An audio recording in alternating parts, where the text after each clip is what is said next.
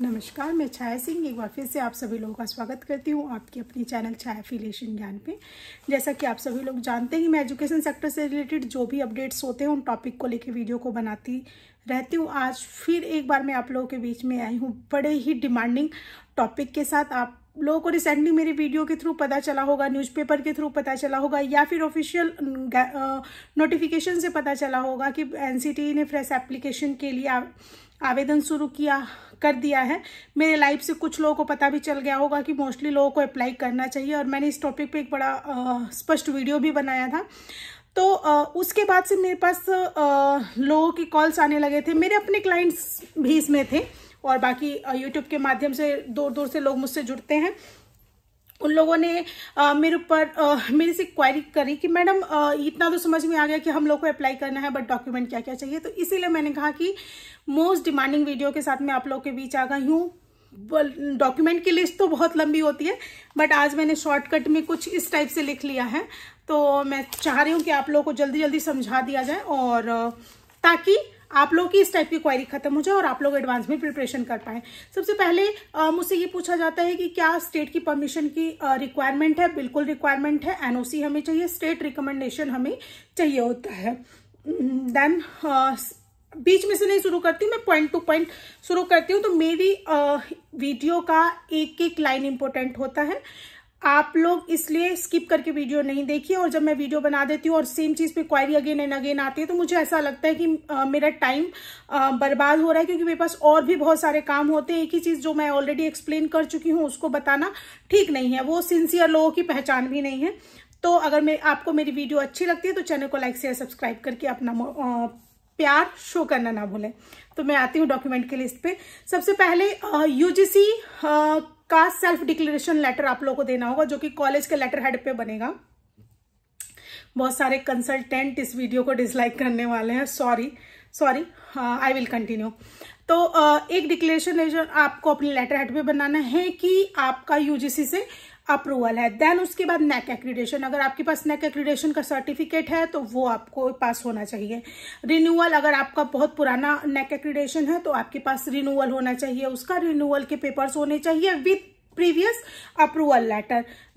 इससे ये पता चलेगा कि आप डिसकंटिन्यू नहीं हैं। आपका मतलब चीजें क्या है, नेक अप्रूवल था तो कुछ लोग क्या कहते हैं नेक अप्रूवल लेने के बाद रिन्यूअल नहीं लेते तो डिस्कनेक्ट हो जाते हैं। तो रिन्यूअल सर्टिफिकेट ये उस चीज की श्योरिटी है कि you are currently running with the flow of NAAC accreditation, जो कि आपकी क्वालिटी को मेंटेन कर रहा है। नेक मांगने का उनका कंसर्न यही है कि आपकी क्वालिटी क्या है। मैनेजमेंट तो है, नेक क्या है। नेक एक टाइप का गैप एनालाइज करके एक इम्प्लीमेंटेशन है। आपकी संस्था चल रही है, वहां 17 लोग काम कर रहे हैं, 17 लोग काम कर रहे हैं, तो उन लोगों का वर्क प्रोफाइल क्या है कि क्लर्क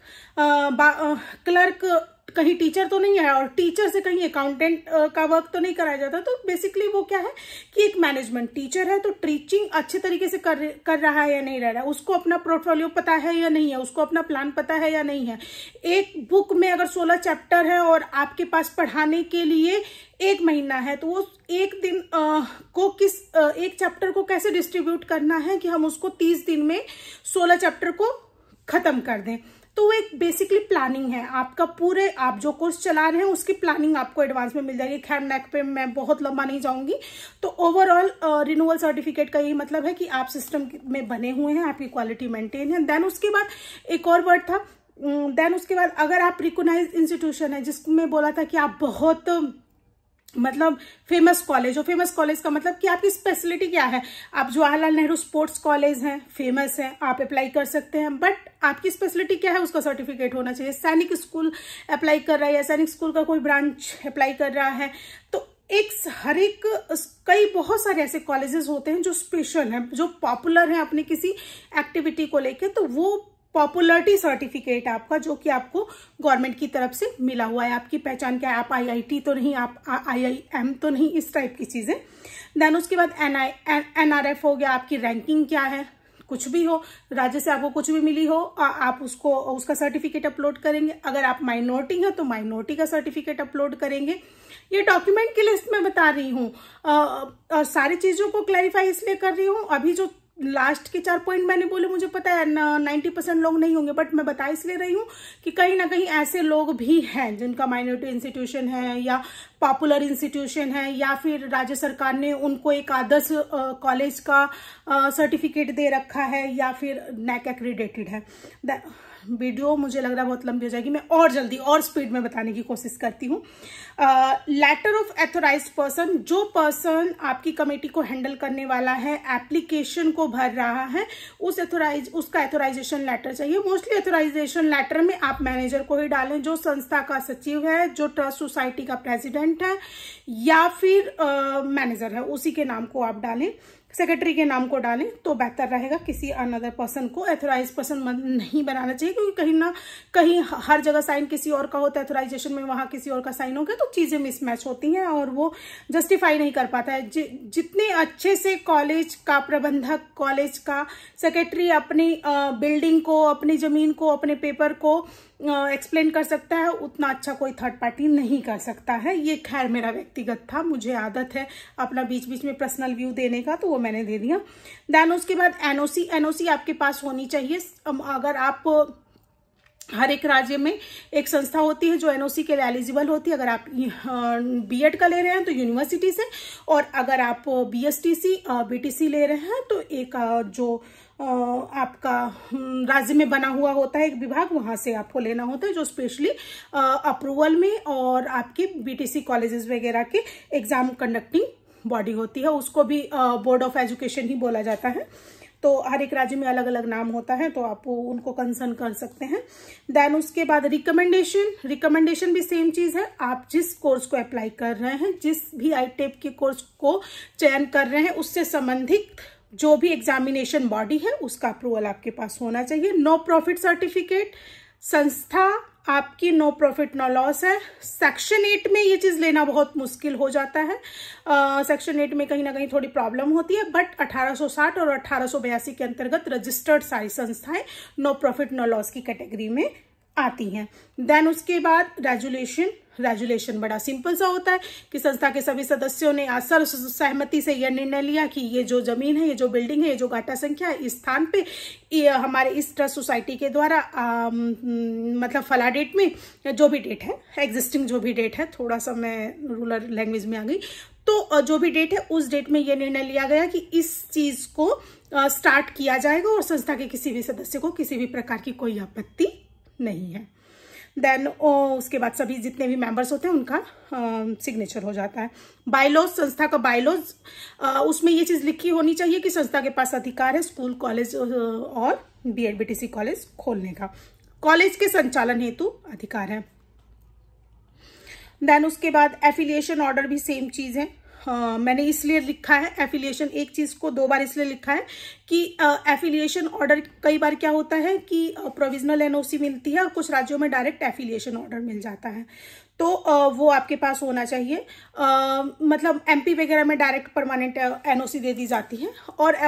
और अगर आपका ऑलरेडी रनिंग बीएड कॉलेज है या आपका डिग्री कॉलेज है, तो डिग्री कॉलेज का यूनिवर्सिटी के थ्रू आपके पास एफिलिएशन होना चाहिए, और बीएड बीटीसी तो एनसीटी की तरफ होना चाहिए। अगर आप एनसीटीयू से ऑलरेडी रिकॉग्नाइज्ड इंस्टीट्यूशन है तो फर्स्ट बीएड बीटीसी चलाने के लिए जो आपको लेटर मिला था वो लेटर आपके पास होना चाहिए। म्यूटेशन सर्टिफिकेट, म्यूटेशन सर्टिफिकेट ये होता है कि जब कहीं भी 1 एकड़ 2 एकड़ जमीन लगती है तो वहां कई गाटा संख्या बन जाते हैं, तो वो गाटा संख्या एक दूसरे से जुड़े हैं, उसका प्रमाण पत्र म्यूटेशन सर्टिफिकेट होता है।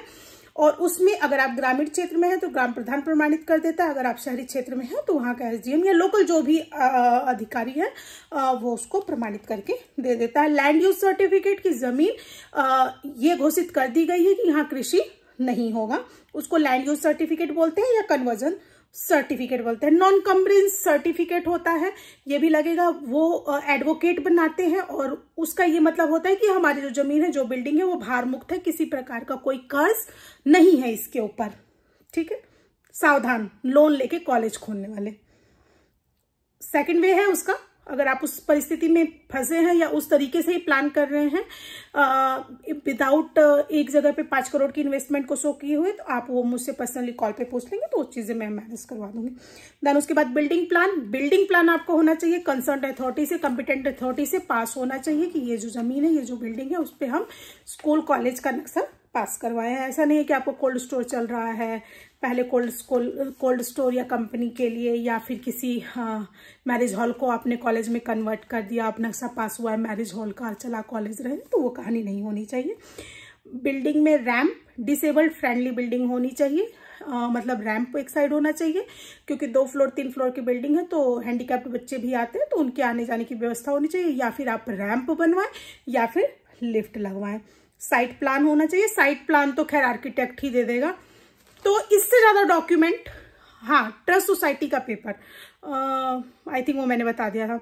बैलेंस शीट आपके पास होनी चाहिए। तो ये कुछ चीजें हैं जो आपके पास होनी चाहिए। मैं वीडियो को बहुत लंबा नहीं करूंगी, अगर मैं पर्सनल अपनी चीजों को इसमें समझाने लगी तो मुझे लगता है ये वीडियो आधे घंटे की हो जाएगी। तो आज के लिए इतना ही करके छोड़ रही हूं मैं। तो उम्मीद करती हूँ आपको ये वीडियो बहुत पसंद आएगी। आप लोगों को पता ही है मैं क्या बोलूंगी। चैनल को लाइक शेयर सब्सक्राइब करिए। धन्यवाद।